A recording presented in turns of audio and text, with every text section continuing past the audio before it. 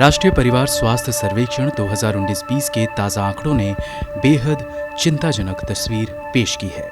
देश के कई राज्यों के बच्चों में कुपोषण घटने के बजाय बढ़ता जा रहा है। 2015-16 में पिछले राष्ट्रीय परिवार स्वास्थ्य सर्वेक्षण की तुलना में कई बड़े राज्यों में 5 साल से कम उम्र के बच्चों में कुपोषण का अनुपात बढ़ गया है। यहाँ तक कि गुजरात और महाराष्ट्र जैसे अमीर समझे जाने वाले राज्यों में भी 2015 के बाद से अपने बच्चों के पोषण कल्याण में गिरावट दर्ज हुई है। आर्थिक तरक्की की एक कसौटी ये भी है कि लोगों को पौष्टिक भोजन मिले।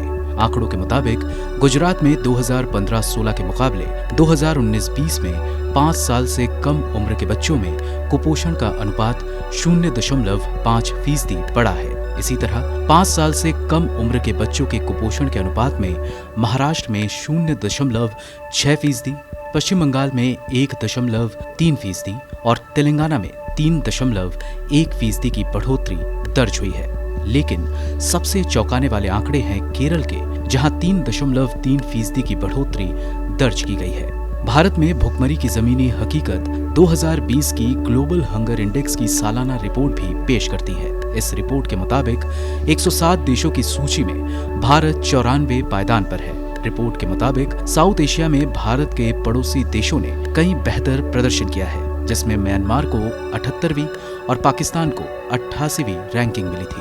GHI की नई रिपोर्ट के मुताबिक भारत की करीब 14% आबादी कुपोषण का शिकार है। वहीं भारत के बच्चों में स्टंटिंग रेट 37.4% है। स्टंटेड बच्चे वो कहलाते हैं जिनकी लंबाई उनकी उम्र की तुलना में कम होती है और जिनमें भयानक कुपोषण दिखता है।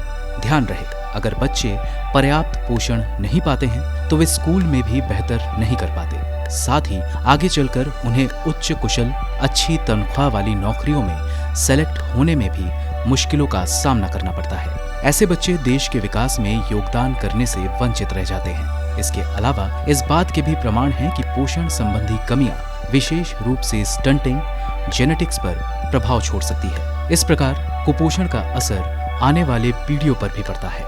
ब्यूरो रिपोर्ट, गो न्यूज़।